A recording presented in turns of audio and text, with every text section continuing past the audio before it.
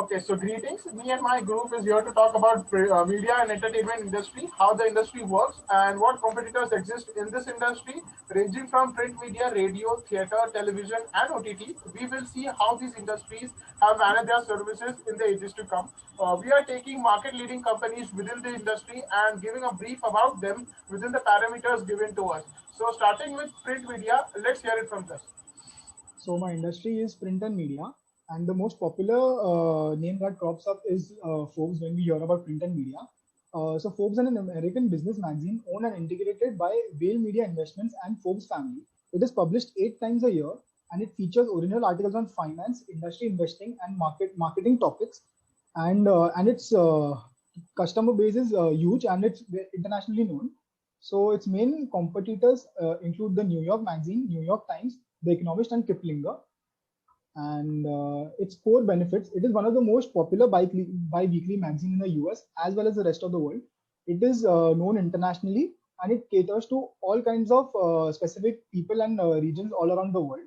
Target audience: so Forbes' main target audience is based on under 6 segments. It includes women that are under 30, business and tech decision makers, high net worth investors and buyers, business owners, and all its inclusive content is available online. Service quality: it is one of the most popular bi-weekly magazine in the US. It features the feature of the list of world's richest people is very popular all around the world. It has several global editions that cater to specific needs and region all around the world. The brand is very popular internationally. Popular brand. It has a huge customer base all around the world. Customer satisfaction. So how Forbes maintains its customer satisfaction? It has accurate information. It has timely updates, dependable sources. It has the quality of the magazine is are very high, and it is easily available both online and offline. Company The Forbes is intangible service on website. So it has a very fast loading website, and you can search for the same article that is available offline. You can search it online also, and it gives a subscription based service which can be subscribed by anyone. How does Forbes manage customer expectations? It provides good quality and high quality content. It also maintains the standard of its contents.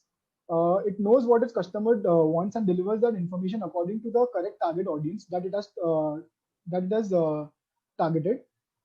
Uh, Communication reflecting its core value proposition. It's a print media magazine. It communicates by giving relevant content, which itself it is its core value proposition. It communicates via magazine, and they themselves are a mode of communication and marketing. So basically, their core value proposition reflects in their own service only. So what is the blueprint of the service that they provide?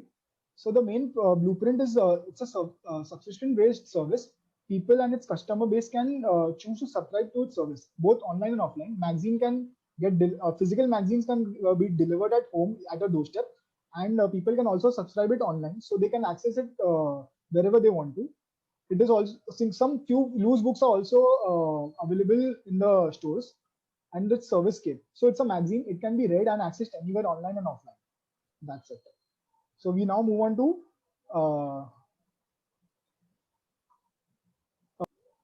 so now let's hear about radio from Darshan. So talking about the next subsector, that is radio. So I would be talking about the radio media industry. So I have taken Red FM 93.5 as a brand. So its competitors are Radio City 91.1, Radio Mirchi 98.3, and Big FM 92.7. So talking about the core benefit from each company, just like I have mentioned, that is Red FM 93.5 and other radio stations, customer would be expecting to get information related to country, technology, advertising, and entertainment. So now talking about the target market of Red FM 93.5, it is basically they are divided into the different age groups. So their main target audience are above 45 years. So depending upon the varied segments of audience via number of programmers such as news, education, music, and entertainment. Moreover, as many villages all across the globe still lack electricity penetration, so radio continues to be the main source of information and entertainment. As a result, radio signifies an influential media for advertising in rural markets. So Red FM 93.5 and different radio stations maintain their service quality by choosing a suitable audio quality so that the frequency can be maintained and recording of the audio can be done in a better way. So talking about the customer satisfaction, it can be fulfilled by meeting customer needs, want, and so if considering the example of Red FM 93.5, they are providing quality content. So through customer expectation, it is been met, and the radio stations are available 24 hours. Here also, if customer wants to listen to radio, he can hear at any time and anywhere. So talking about the customer expectations, Red FM 93.5 maintain their customer expectations by being transparent and honest with whatever information or entertainment they are providing, and also regularly following up. So the companies have a different social media accounts, so customer can regularly get updates and interact with them and create engagement through this. So now subsector will be explained by Path, which is theater. So hello everyone, I'll be talking about another subsectors which is cinema and taking PVR as a base. So we see that there are many competitors to PVR like Inox, Carnival Cinemas, Cinepolis Cinemas, and all of the major local cinemas can also prove it as a direct competition to PVR. So talking about the core benefits offering by PVR cinema, it provides entertainment to its viewing audience and also proves a good platform for advertisement. So talking about target market, so target market for PVR cinemas would be each and every individual as they kind of showcase all their types of entertainment, be it for kids, adults, or even old age people as well. So PVR manages service by constantly improving themselves as they try and make the process of viewing a movie more and more easy. They provide various types of food options to the customers. They maintain good hygiene in the theaters, and they have a good trained and mannered staff. So talking about something about customer satisfaction, I believe customer satisfaction is the key for any business. So if we talk about PVR, they try and enhance the experience of the customers. They try and maintain good climate in the movie while the movie is running. They try and get a good sound quality so that everyone is enjoying the service, and they also make sure that customer is not facing any issue while entering or even while leaving the cinema. So if we talk about website, PVR uses its website heavily for ticket booking, as we know that now majority of the people uses online way of ticketing, and they also have tie-ups with various brand like Book My Show and etc. for online ticketing booking. So this helps the customer to kind of pre-book as per their convenience, and they kind of don't waste their time in the queues of counter ticketing. So talking something about customer expectations, like customer expectation with PVR would be good pricing, which they already offer. Some customers would want good ambience, some customers would want need new offers and discounts. So I believe all these things PVR provide to its customers, so they do not lack by any chance and or in meeting the requirement of the customers or expectations of the customer. The main focus of the PVR is that they provide they are a kind of a middleman of entertainment. So they showcase all their movies, posters, hoardings, banners, etc. So now if we talk about service escape, I think this is very important as far as cinema is, like how our surroundings are of our service while the another customer is enjoying your already given service. So like if we are done watching the movie, there is an exit sign side board. Viewer can feel, so like we can say that the customer is been informed with the entry and exit signs. The PVR cinemas do provide recliner seat as well. The seats are quite spacious. You get a cup holder for your all the drinks, and you do get a tray, food tray, which is easily managed, easily hold in the specified given seat. So I would like Kunj to take over with television sector. Yeah, so talking about another subsector, I have chosen television as another subsector, and Star Network is a industry that I have chosen. So the competitors for the Star Network are many, since it is a leading brand. So the competitors are Sony, Z, Colors, NDTV, and many more. So next is the core benefit. So core benefits may be the entertainment to all the viewers in all the occasions and also in all formats that are provided by the Star Network. And next is the target market that is captured by the Star Network. So there is nothing target market, because the television or the Star channel that can be viewed by all the types of people. So from kids to old age, people can be viewed that channel. So next is the service or a service quality. So Star Network provide daily routine show with the relevant content, and also provide a live show with a proper efficiency, and providing HD channels and other customer aspects for their betterment.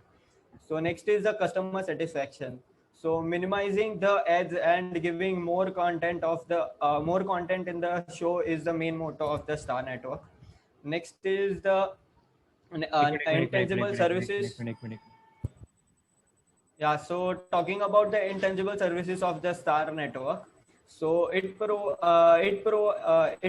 many intangible services. For example, if there is a show like a singing competition or a dance competition, so for that show there is a live voting. So one can go to their app and give some live voting in for that show. So it is a type of intangible services provided by the network.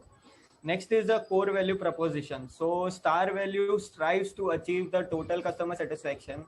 Providing timely value added service to our customers is the main motto of Network. Next is the blueprint. So it includes online subscription as well as one can subscribe the Star Network channel as well as HD channels to their cables through their following network. So next subsector will be followed by Mihir, and that is OTT. Thank you so much. Thank you so much. So I will now talk about OTT, biggest, uh, the biggest, the biggest industry in the media and entertainment industry. So OTT is a means of providing television and film content over the internet at the request and to suit the requirements of the individual customer. The term itself stands for over the top, which implies that a content provider is going over the top of existing internet services to provide these services. Talking about the competitors that operate within the OTT industry, I've taken Netflix as a market leader, and and its competitors being Amazon Prime, Hotstar, and MX Players. Uh, uh, talking about how talking about the different parameters which are given. Firstly the core benefit provided by the company for the consumers. It is movies and TV shows and documentaries at the comfort of their home on their palms. And to companies, it might be advertise. It might work as an advertising platform. Describing the target market as evidenced by the website. So, according to me, the target market for an OTT platform cannot be decided, as India has seen a heavy growth of OTT audience in the last few years, and brands and OTT service providers know very little about the demographics of their fast increasing audience. The variety of services, the variety of content offered by the OTT platforms are so huge and so different that deciding a stipulated target market sort of becomes difficult. But it is as the market it is as the market is running. Whoever wants to watch it can get connected to it.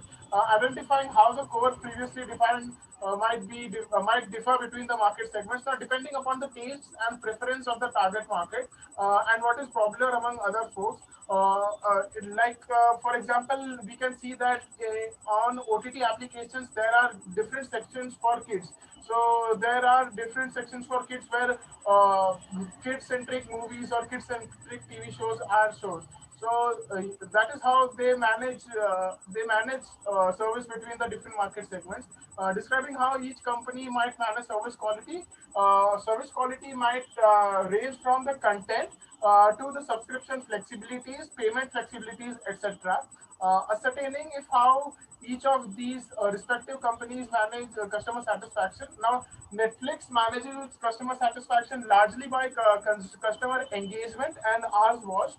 Like how long a user watches the content is a vital metric that guides everything from programming decisions and content investment to algorithm improvement. Describing how each company uses their website to manage intangibles of the service. Now, Netflix being an online services, it is completely intangible. So we cannot decide on how they are managing their intangible services, because all of their services are intangible. Describing on how how the companies manage their customer expectations, maybe storytelling, describing how each company manages their customer expectations.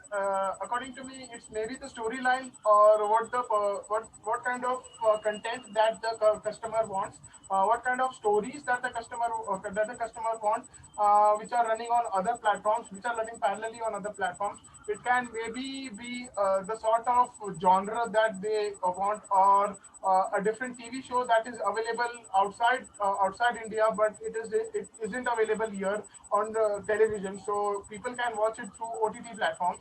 Describing how the company communications reflects to their core value proposition. Now Netflix has a name, and all people want to get a chunk of it. So what people do is that they have different profiles in an account. So Netflix has been giving this kind of a service since it started. Like, you can buy one account and you can have 3 to 4 screens in the very same account. So 3 to 4 people can contribute and chip in money, and maybe make one single account, and they can watch the content provided by Netflix. Preparing a blueprint of the service offered. Now, service offered would be different kind of subscription, ranging from use, depending upon months, or quality, or the download facilities, etc. Talking about service scape, there isn't any service scape in this OTT, because people watch OTT wherever and whenever they want. So the current environment where they are watching the content becomes the service scape for them. Identifying the position of selected companies. Now, Netflix, since it has been a market leader. It has a first mover advantage over other OTT platforms. So since the last 30 years, it has had the leader position in the market. So I guess it is a leader in this sector. Now, concluding that, we can assume there is competition within the industry, or between companies, or among the whole subsectors. For example, OTT can be a direct competition to theaters or televisions. Magazines are sort of getting extinct, so they had to go from offline to online. So with the given change of time, service offering companies have to change the way they are offering services. So this was all from our side. Thank you so much.